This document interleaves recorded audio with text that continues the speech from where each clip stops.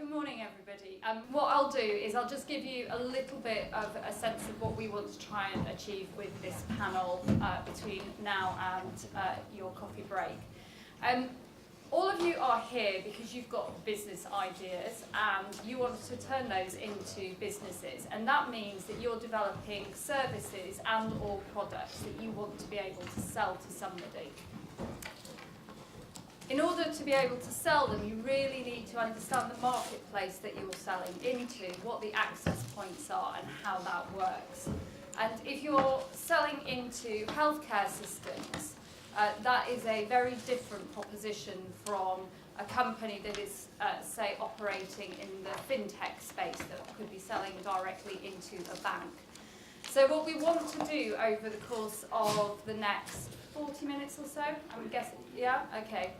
I'm sure Dad will wave at me to let me know when we've come to the end of our time, is to leave you with one thing, which is that you really need to think about market. You need to think about the economic arguments, the health economic arguments for your products and your services that you are developing.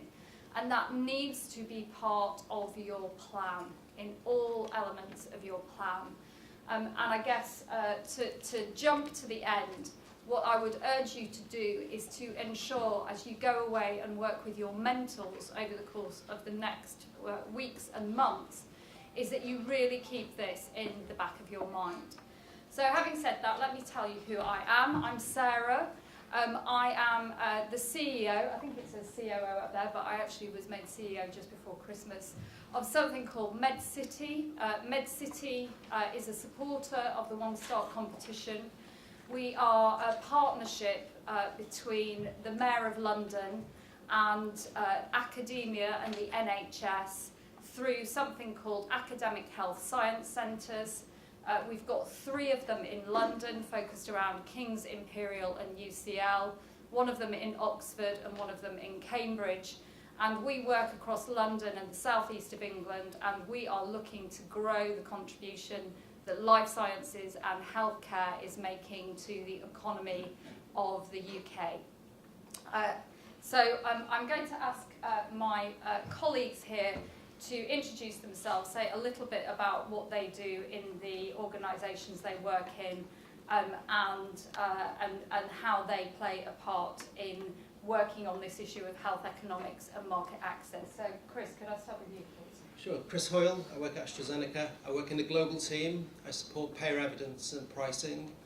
So we support the clinical development teams in ensuring they provide the evidence that is required for payers across the world. We also support our analytics team, so providing pricing guidance so that they can input that into their market models for forecasting, which is often not quite right, so, as we heard earlier.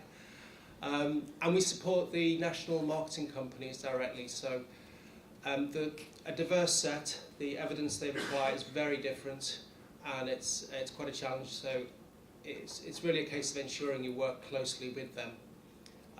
They'll always push back on price, for instance. They'll always push you for more evidence. Germany is particularly challenging. To give you some background, I started my time in clinical. I did a degree, PhD in biochemistry, moved into antibiotic drug discovery, worked in a skunk works group within GSK for a few years. Technology was then sold on. I went with it, spent 18 months over in the Bay Area, the US. Came back and retrained as a health economist, and I haven't looked back since. Thank you. Great, thank you. Sandiata, please. So my name is Sandiata Dixon-File. I'm a junior partner at McKinsey & Company. McKinsey is a management consultancy, as some of you may know. We work across all sectors, but we have a fairly sizable activity in healthcare.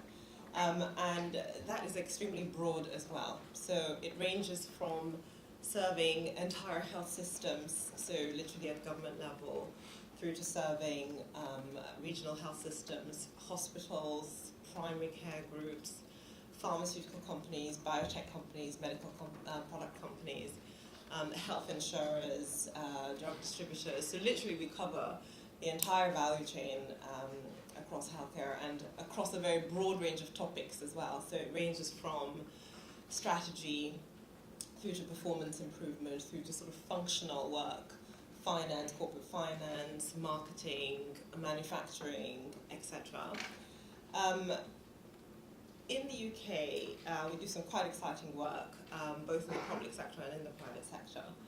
And I think that, as I will describe, a lot of what you're doing is quite cutting edge and quite exciting in that sort of global context. Just to give you a bit of background from my own trajectory, I started off not very dissimilar to you. I have a PhD in molecular biology, worked a bit in the pharma industry, and then joined McKinsey, where I've been doing a relatively broad spectrum of healthcare work. So I'm excited to be here. Thank you. Hi, I'm Eli Gajaj. I'm an advisor with the Scientific Advice Program at NICE. You may know NICE makes decisions on recommendations for evidence-based care, so the best way that care should be delivered within the NHS. And some of those recommendations are based on cost effectiveness. My program, that Scientific Advice, works with developers, whether pharmaceuticals or medical devices, advising them on evidence generation so that NICE can evaluate a technology. I was disappointed to hear Chris say Germany are worse than us, and NICE prides itself on having probably the most thorough evaluation of healthcare technologies. And it may just be that with programs such as Scientific Advice, NICE, you're able to actually engage with NICE right through a product's development cycle, as opposed to Germany, where I believe you get told what to do, and with not much discussion. Okay, my background is in pediatrics. I used to be a pediatrician and then retrained in health economics. Great, thank you very much. So I'm gonna start off with a very broad question. Chris, can I start with you? You said I retrained as a health economist. Can you just explain what a health economist actually does? Well, first of all, it's a very analytical discipline. So, having done biochemistry, done science as a degree in PhD, there's a lot of overlap. So that was a good start. You've got to get a balance. Well, as a discipline itself, the analytical component, you've got to get a balance between understanding what the real costs are for the new treatment versus what's already there, or the alternatives, and also what is the real benefit to the patients and the system compared to what's already there. So it's a comparative analysis. It is quite different to the comparative analysis that goes on at the late stage development, where you're looking at comparison with a placebo maybe, or an active, less commonly, but it's a comparative analysis. However, the day-to-day job is much more about stakeholder management. So understanding, in the case of the most recent company I was at prior to AstraZeneca, MSD, is ensuring all the brand teams understand the evidence that they need to provide to you, how that should be presented, the implications of the decision and likelihood of a decision with NICE, the engagement with various patient groups, because ultimately they're your end customer, government affairs, for instance. So it's a much more stakeholder-based job than simply the analytical component that you do your masters in, for instance. And that's key, clear communication. Okay, great. Sundiati, I wonder, McKinsey obviously is, McKinsey's expertise is outside the reach of the vast majority of people in this room, unfortunately, although hopefully some people here will be fortunate enough to be able to tap into it through the mentoring process. Bearing in mind that everyone here has got their initial business plan, and part of that will be thinking about what the market opportunity is for their product, where are there places that you can go to for advice? Where would you point people? Okay, so you're talking about sort of general advice as to understanding the market. Understanding the market, yeah.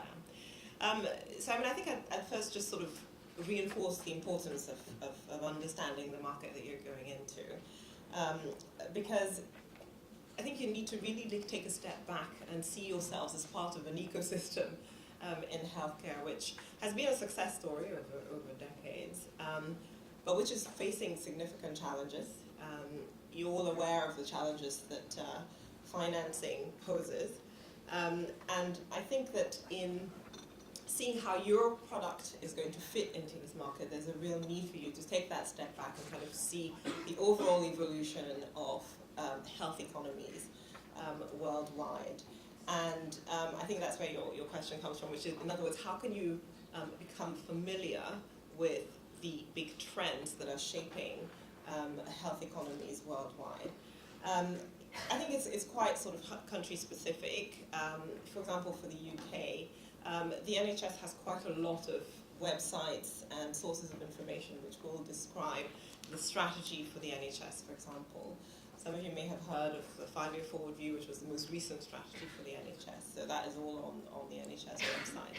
And likewise, there will be equivalents in other countries. There's a number of think tanks that publish a lot on major trends shaping health economies. You know, the King's Fund would be one example in the UK. IHI would be another example in the US. So I would say think tanks would be another potential source of reports on major trends in the health industry. So I would really just encourage you to look specifically at the countries that you're targeting to understand the health economy, the health dynamics, the mechanics of the countries that you're targeting. And a lot of this information can be found online. Thank you. Ali, perhaps you could say a little bit more about what NICE actually does and how it undertakes assessments of health economic assessments when it's considering new products coming to market. Okay. I think that depends. It depends on what kind of device or pharmaceutical it is, and depending on what kind of product and what the value proposition it offers is, it can go to a variety of programs. One of the problems is, of course, when you start, you're not quite sure where you're going to end, because that decision on which program we look at an intervention happens just before the process starts. So in general, if you have a medical device, NICE expects it to be cost-saving, or you expect it to be cost-saving, then it goes to something called the Medical Technologies Evaluation Program. And what you need to demonstrate there is that the device or product is going to save costs for the health system. If you have a pharmaceutical product where you expect it's going to increase costs, so you're not going to really save costs overall, but is going to produce some extra benefit, then it probably will go to something called the Technology Appraisal Program, which is set up to evaluate products that have an incremental benefit at an incremental cost. Those are the two broad health economic evaluations that are conducted, but NICE also can include and make recommendations for products within guidelines, which are not necessarily cost effectiveness based, but just based on clinical evidence. They can also just do briefings, which are a review of the evidence. So there are lots of different places products can go through, but a couple of ways in which health economics enters the picture. And do you provide advice to young companies? Is there a resource from NICE that companies, perhaps not at this stage, but later on, that companies can tap into? Yes. I mean, are there resources at NICE to advise? Unfortunately not. It's a fee-for-service program that I work for, so we charge for the advice. But early on, what we can offer is a service that will look at your plans to generate evidence and comment on them, mainly looking at whether the evidence that will be generated would be suitable for NICE at a later time point. There is also some help that's available from individual programs where they'll talk to you free of cost. Okay. Sandiatu, so some of the people that are in the room are almost certainly developing digital technology-based products and services. Could you reflect a little bit on what you think are some of the key trends, perhaps from the UK perspective or internationally, with regard to the adoption of digital into the healthcare system? Yeah, absolutely. So I think that, again, this is an extremely exciting new opportunity. Placing it in the context of what's happening at a macro level, you know, as I said earlier, health systems are facing considerable financing challenges with rising costs and rising demand, and that's one of the reasons why efforts to try and curb this acceleration are always in the news. So whether it's in the US with the Affordable Care Act or reform in the UK and elsewhere, and if you look at the tools that a health system has at its disposal to try to curb this growth in costs, part of it is indeed just doing the classic cost management thing, which is squeeze people's salaries, squeeze prices of drugs, etc. Some of it is more about transforming the way care is delivered. So rather than the traditional model of patients having to come in for appointments, doing things more at home, doing things more remotely is part of the solution. And then just really kind of rethinking completely the way in which care is delivered, the extent to which you could, for example, help patients help themselves, indeed using, for example, digital technologies. That includes things like remote consultation, it includes remote monitoring technologies, it includes technologies to manage the large amounts of data, that clinical data and non-clinical data, that managing care requires.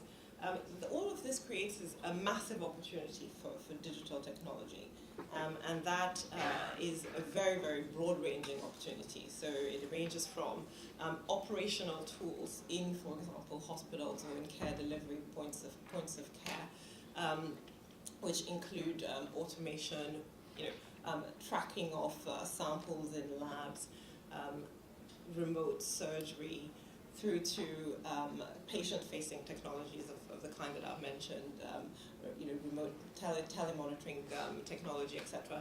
So I think all of this is a huge opportunity and one which health systems are looking at very, very closely. There's also fascinating amounts of innovation in this area, lots and lots of startups. And I think as you think about entering this area, there are obviously some challenges, which are that there's a lot of competition, a lot of the technologies are not yet proven, and health systems tend to be relatively slow to adopt and invest in sometimes in new technologies, and require almost a relatively robust sort of case to be pulled together, which is about the sort of overall value to them, which would be, why would I invest in this? How is this going to solve my problem? So I would say as a whole, digital technologies provide phenomenal opportunities, but they do require quite a lot of thought as to how a health system can adopt them and how to make the case in terms which health systems really value and understand. I think that's a really important point, actually, and one of the things that I would say is that it can seem that if your business is based on technology or a digital health type of application, that the time from concept through to adoption, I'm not quite sure what's happening there, can seem much, much quicker than the development of a therapeutic. But in fact, the pathway into the marketplace for therapeutics, I suppose, is much better established, and there's a very clear framework that tells you what you need to do. And at the moment, certainly in the UK with digital technologies, it's still something of a work in progress, I would say, in terms of what that pathway is. Would you agree with that, Ellie, or am I being unfair? Yes, I think that's exactly a work in progress, because NICE is currently developing some kind of process to look at digital apps and digital technologies in the NHS. It may not be a full evaluation with health economics, it may just be an endorsement of the product, or an accreditation. What it's going to look like, we don't know, but it is in progress. Great. Chris, I wonder whether you might reflect on other payer and reimbursement systems, because we're here in London. Obviously, there's a bit of a temptation to focus on the NHS system, but clearly, globally, we are a small part of the market. So so perhaps looking to the US, which obviously is a very significant market for healthcare and life sciences companies. Could you tell everybody a little bit about the issues at play there? To meet an expert on the US healthcare system is pretty difficult, actually. It's a hell of a complex system, but incredibly valuable. 2012, healthcare costs were about $2.8 billion. So if you're going to be developing a drug, that's your first port of call. But broadly, funding of drugs comes through federal funds, about 40 to 50% through Medicare, Medicaid. The other half comes through private, but there's a hell of a lot of out-of-pocket costs as well. And that is a hindrance to some of the high-cost drugs. So for instance, I think in 2012, out-of-pocket costs were about $340 billion. So it's significant out-of-pocket costs. When I was working in the UK, a general rule was follow the money. And again, that is the case in the US. If you look at the process, after regulatory approval, you're then looking at a free market. However, you're constrained by what are called PBMs, so they're the pharmaceutical benefit management systems. And they can decide whether to include your drug or not on their formulary for the various hospitals they support, so Express Scripts, for instance. So it's not simply an open market. It is also price sensitive. We've seen that with Hep C drugs just recently, with Merck's launch versus the Gilead products that are already on the market. I think that's probably about it. It's generalisation. Once you go any further below the PBMs, it becomes quite a lot more complex and much less transparent. So often you'll see discussions on list price, but actually the price that's paid is much lower. There's a lot of differentiation that goes on. Sandy, I think that we have obviously a bit of a temptation to focus on the health system, the National Health Service in the UK, but a lot of the benefit of products can be delivered into social care. Could you say a little bit about the differences between the way in which social care is organised and its relationship with the health service?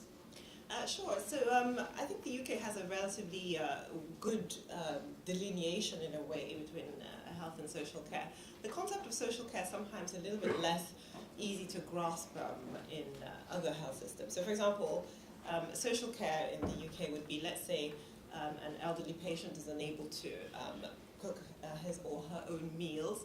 That person would then have a social worker come to that person's home to support that person with sort of daily personal hygiene and possibly go out shopping for that person and so forth. And then, of course, social workers also deal with families with social challenges and so forth. But there's clearly an element of health which spills into social care, particularly for patients requiring help with chronic conditions and for elderly patients. There's a difference between the commissioning of health and social care, whereby most health interventions are obviously commissioned by the NHS. Most social care interventions in the UK are commissioned by local government, who are responsible for the social care budget. And I have to say that there's a trend, certainly in the UK, which we're seeing more elsewhere as well, to try to integrate the funding and the delivery of health and social care. And also possibly to an extent to shift healthcare funding towards social care and towards sort of local government. So some of you in the UK may have heard about devolution of health budgets, etc., to social care.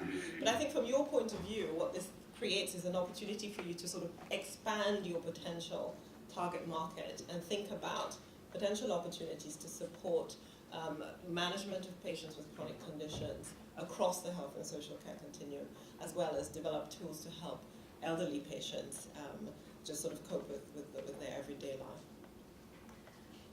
This point, though, about the fact that the money is held by quite different parts of the system, I think is is probably an important point, and something that I would like to stress for those of you who are possibly thinking about the UK being your first market, perhaps the market that you know best because you're located here.